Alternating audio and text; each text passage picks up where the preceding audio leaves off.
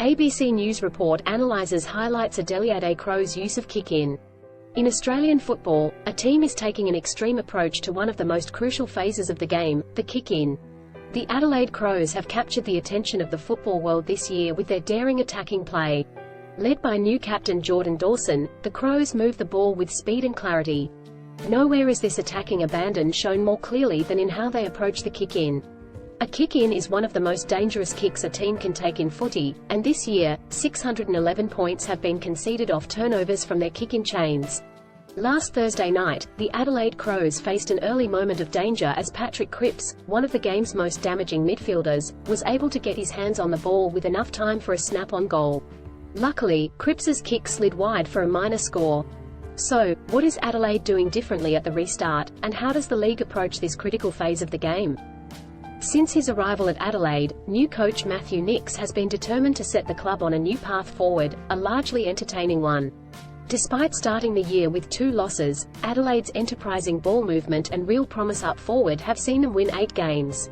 The kick-in has become increasingly important from a strategic point of view, becoming more than just a way for the ball to re-enter play. And Adelaide seems to be reaping the rewards. Teams have long known that the kick-in is a dangerous play, but one team, in particular, is making waves with its daring approach to the restart. The Adelaide Crows, a team that has struggled in recent years, has captured the attention of the football world this year with its daring attacking play. Led by new captain and potential All-Australian Jordan Dawson, the Crows move the ball with speed and clarity. Nowhere is this attacking abandon shown more clearly than in how the Crows attack the most vulnerable kick for clubs, the kick-in. Kick-ins have been responsible for 393 points this year, but teams have conceded a whopping 611 points, or 13.6 per game, off turnovers from their kick-in chains. So, it's a high-stakes play. During a recent match against Carlton, the Crows were facing an early moment of danger, a ball up about 10 metres away from the Carlton goals. The home fans had their hearts in their mouths, despite their early lead. But Adelaide's Wayne Millera had a plan. Millera collected the ball and quickly summed up the situation. He read that there were 8 defenders stuck inside the 50, with 4 more manning the centre square. Millera played on, going long and fast to a 2-on-2 contest near the defensive right-hand corner of the centre square. That's right on the edge of one of 2 long hotspots for long kick-ins. The kick led to a spoiled contest, with Adelaide's Lachlan Murphy emerging with ball in hand. Ill-disciplined defence gave Murphy a free kick for high contact, at which point the Crows were off to the races. Quick hands out wide catch the Carlton defence napping, allowing for a long kick targeted at Taylor Walker, an excellent contested mark and long kick at goal. Unlike Cripps, he doesn't miss. This goal was symbolic of Adelaide's ball movement, but far from the only example this year. So far this year, Adelaide has scored the 2nd most points per kick-in and conceded the 2nd fewest per turnover from their kick-ins. The kick-in is one of the most dangerous kicks a team can take in footy, but the Adelaide Crows are proving that it can also be an opportunity to launch a daring attacking play. The success of their kick-ins is rooted in their willingness to move the ball quickly and use it long, which has significantly increased their play-on rate. The AFL changed the rules around kick-ins in 2019, allowing extra room for the kickers to navigate the chaos ahead and escape their defensive half. This has resulted in a higher likelihood that the kicker will play on, and this year, the play-on rate is at an impressive 86%.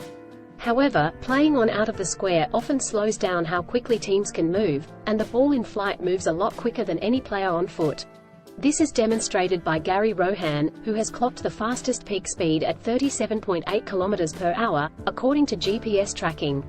If Rohan ran at his absolute peak for 3.2 seconds, without tiring, the ball would still travel a third further.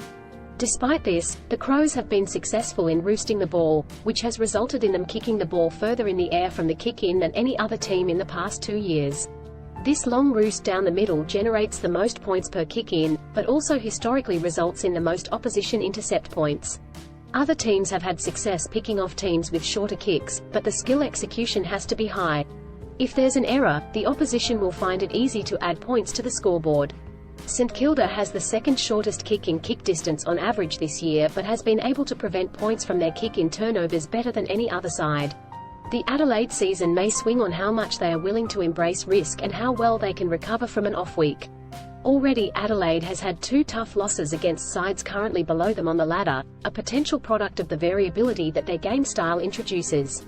The Crows will be turning an eye to their difficult run of opponents after facing Hawthorn this week, facing Collingwood, Geelong and a resurgent St Kilda in the next month. If they can get through this run with a couple of wins, then finals might be on the cards for the South Australian club. That's all for the sports news tonight.